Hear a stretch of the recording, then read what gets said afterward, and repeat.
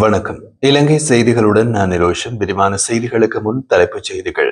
இந்த ஆண்டின் இறுதிக்குள் பொருளாதார மீட்சி, அரசு ஊழியர்களுக்கான சம்பள உயர்வு, 2026ஆம் ஆண்டுக்கான வரவு செலவு திட்டத்தில் ஜனாதிபதி முக்கிய அறிவிப்புகள்.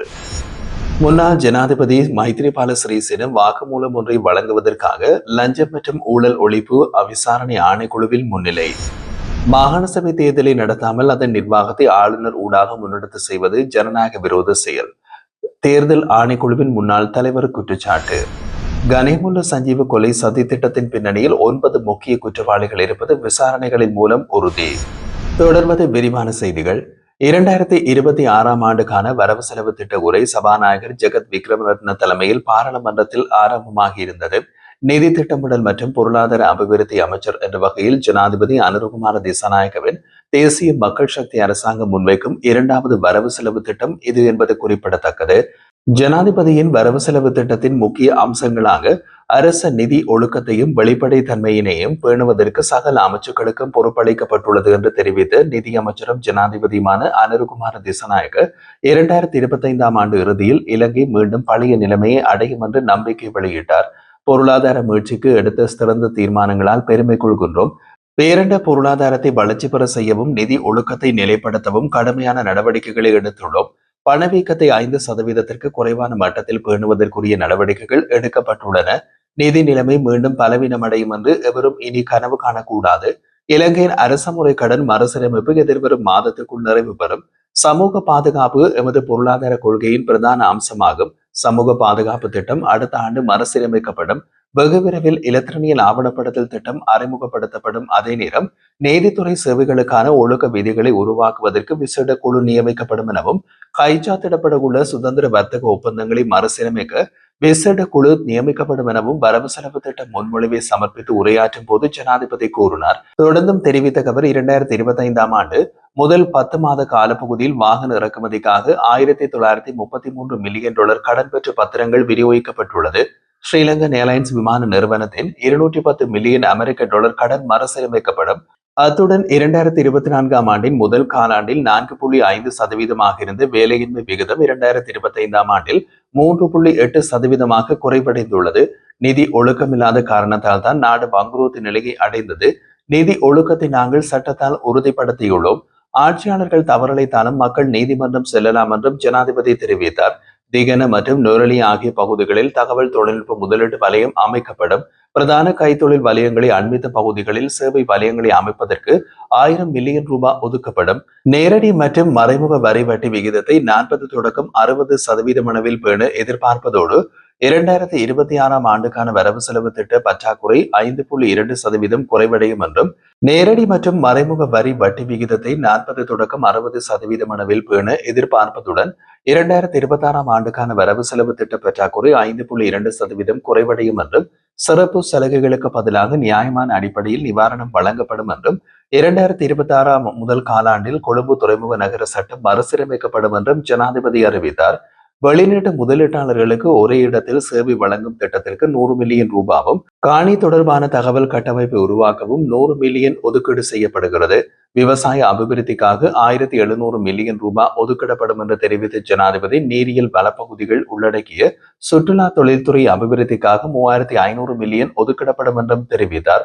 அடுத்த வருடத்திற்கான பல்வேறு கடன் வசதிகளுக்காக $80,000 மில்லியன் ஒதுக்கப்படும் எனவும், சுற்றுலா தொழில் நிபுணர்களை உருவாக்க $500 மில்லியன் ஒதுக்கப்படும் என்றும் கூறினார். உள்ளக விமான சேவைகளை விரிவுபடுத்த அவதானம் செலுத்தப்பட்டுள்ளதோடு கட்டுநாயக்கா விமான நிலையத்தை விரிவுபடுத்தும் வேலை திட்டத்தை அடுத்த வருடம் ஆரம்பிப்பதற்கும் நடவடிக்கைகள் எடுக்கப்படும். டிஜிட்டல் பொருளாதாரத்தை மேம்படுத்துவதற்காக 2026ஆம் ஆண்டு 25,500 மில்லியனுக்கும் அதிக முதலீட்டை பெறவுள்ளதாகவும், டிஜிட்டல் பொருளாதார வளர்ச்சிக்காக டிஜிட்டல் பொருளாதார பேரவை ஸ்தாபிக்கப்பட்டு 2026ஆம் ஆண்டில் மார்ச் மாதத்தில் டிஜிட்டல் அடையாள அட்டை அறிமுகப்படுத்தப்படும் என்றும் கூறினார். முன்னாள் நாடாளுமன்ற உறுப்பினர் நாலக கொடிகேவா இன்று காலை குற்றப்புலனாய்வு திணைக்களத்தில் முன்னிலையாக இருந்தார். அவர் குற்றப்புலனாய்வு திணைக்களத்தால் தற்போது மேற்கொள்ளப்பட்டு வரும் விசாரணை தொடர்பாக வாக்குமூலம் வழங்குவதற்காக அங்கு சென்றதாக தெரிவிக்கப்படுகிறது.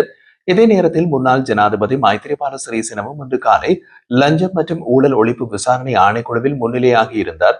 அவர் ஆணைக்குழுவினால் நடத்தப்பட்டு வரும் விசாரணைகளுடன் தொடர்புடைய ஒரு விசாரணைக்காக வாக்குமூலத்தை வழங்கியதாக தகவல்கள் தெரிவிக்கின்றன. இரு முன்னாள் அரசியல்வாதிகளும் தனித்தனி விசாரணைகளுக்காக இன்று காலை சம்பந்தப்பட்ட அதிகாரிகள் முன் ஆஜராகி இருப்பது குறிப்பிடத்தக்கது. மாகாண சபை தேர்தலை நடத்தாமல் அதன் நிர்வாகத்தை ஆளுநர் ஊடாக முன்னெடுத்து வருவது ஜனநாயக விரோத செயலாகும் என்று தேசிய தேர்தல் ஆணைக்குழுவின் முன்னாள் தலைவர் மஹிந்த தேசப்பிரிய தெரிவித்துள்ளார்.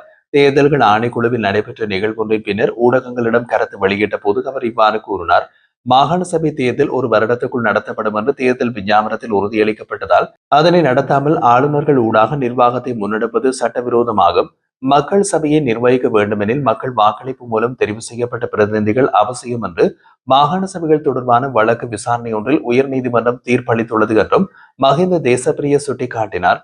தேர்தல் நடத்தப்படாமல் அது ஒத்திவைக்கப்படுவது ஜனநாயக விரோதமாகும். ஆளும் கட்சி தேர்தல் விஞ்ஞாபனத்தில் வழங்கிய வாக்குறுதியின் பிரகாரம் ஒரு வருடத்திற்குள் பழைய முறையிலேனும் மாகாண சபை தேர்தலை நடத்தி இருக்கலாம்.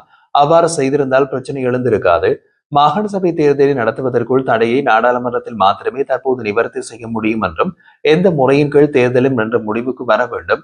பழைய முறைமையின் கீழ் தேர்தலை நடத்துவதாக இருந்தால் அடுத்த வருட முற்பகுதியில் அதனை செய்ய முடியும். மாகாண சபை தேர்தலை நடத்துமாறு எதிரணி வசமுள்ள உள்ளூராட்சி சபைகளில் கூட இன்னமும் தீர்மானம் நிறைவேற்றப்படாமல் உள்ளது எனவும் தேர்தல்கள் ஆணைக்குழுவின் முன்னாள் தலைவர் மஹிந்த தேசப்பிரிய குறிப்பிட்டுள்ளார். கனேமுல்ல சஞ்சீவ கொலை சதி திட்டத்தின் பின்னணியில் 9 முக்கிய குற்றவாளிகள் இருப்பது விசாரணைகள் மூலம் உறுதி செய்யப்பட்டுள்ளதாக கொழும்பு குற்றப்பிரிவு இன்று கொழும்பு தலைமை நீதவான் அசங்க எஸ் போதாரகமவிடம் தெரிவித்துள்ளது. இந்த வழக்குடன் தொடர்பாக மேலும் ஒரு அறிக்கை நீதிமன்றத்தில் சமர்ப்பிக்கப்பட்டுள்ளதாகவும் குற்றப்பிரிவு அதிகாரிகள் தெரிவித்தனர்.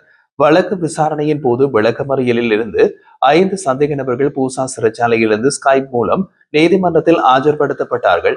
அதே நேரம் 15ஆம் சந்தேக நபரான இஷாரா சம்பந்தி தப்பிச் செல்ல உதவியதாக கூறப்படும் 3 ஆண் சந்தேக நபர்களும் 2 பெண் சந்தேக நபர்களும் சிறைச்சாலை அதிகாரிகளால் நீதிமன்றத்தில் நேரடியாகவே ஆஜர்படுத்தப்பட்டனர்.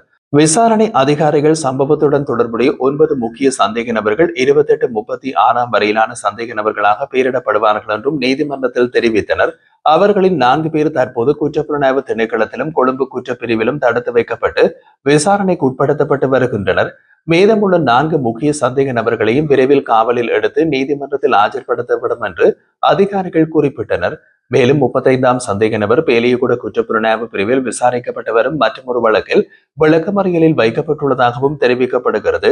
இந்த சம்பவம் தொடர்பாக மற்ற சில சந்தேக நபர்கள் மீது கோட்டை நீதவான் நீதிமன்றத்திலும் புதுக்கடை எண் 8 நீதவான் நீதிமன்றத்திலும் தனித்தனியாக முறைப்பாடுகள் தாக்கல் செய்யப்பட்டுள்ளன. நீதிமன்றம் தற்போது விளக்கமறியலில் உள்ள சந்தேக நபர்களுக்கு எதிரான குற்றச்சாட்டுகள் தொடர்பாக தனி அறிக்கை ஒன்றை சமர்ப்பிக்க உத்தரவிட்டது. மேலும் வழக்கின் முன்னேற்ற அறிக்கையினை மாதம் 21ஆம் தேதி சமர்ப்பிக்குமாறு உத்தரவிட்டு சந்தேக நபர்களை தொடர்ந்து விளக்கமறியலில் வைப்பதற்காக வழக்கை ஒத்திவைத்தது. அண்மையில் சுட்டுக் கொல்லப்பட்ட மாத்தறை மாவட்டத்தின் வெலிகம பிரதேச சபை தவிசாளர் பதவிக்கு புதிய தவிசாளர் தெரிவு செய்யப்பட உள்ளதாக வர்த்தமானி அறிவிப்பு வெளியிடப்பட்டுள்ளது. தென் மாகாண உள்ளூராட்சி சபைகளுக்கான ஆணையாளர் நாயகி எராண்டி உமங்கா மெண்டிஸ் இந்த அறிவிப்பில் கையெழுத்திட்டுள்ளார். அதன்படி எதிர்வரும் நவம்பர் மாதம் 28ஆம் தேதி முற்பகல் 10 மணிக்கு வெலிகம பிரதேச சபை அலுவலகத்தில் வாக்கெடுப்பு நடைபெறும் என்று அறிவிக்கப்பட்டுள்ளது. முன்னதாக வெலிகம பிரதேச சபையின் தவிசாளர் லசந்த விக்ரமசேகர கடந்த அக்டோபர் 22ஆம் தேதி அலுவலகத்தில் இருந்த போது இடம்பெற்ற துப்பாக்கி சூட்டில் கடுமையாக காயமடைந்த நிலையில் வைத்தியசாலையில் அனுமதிக்கப்பட்டிருந்தார். பின்னர் அவர் உயிரிழந்ததை தொடர்ந்து குறித்த பதவி வெற்றிடமானது. இதனையடுத்து புதிய தவிசாளரை தெரிவு செய்வதற்கான நாள் தற்போது அதிகாரப்பூர்வமாக அறிவிக்கப்பட்டுள்ளது.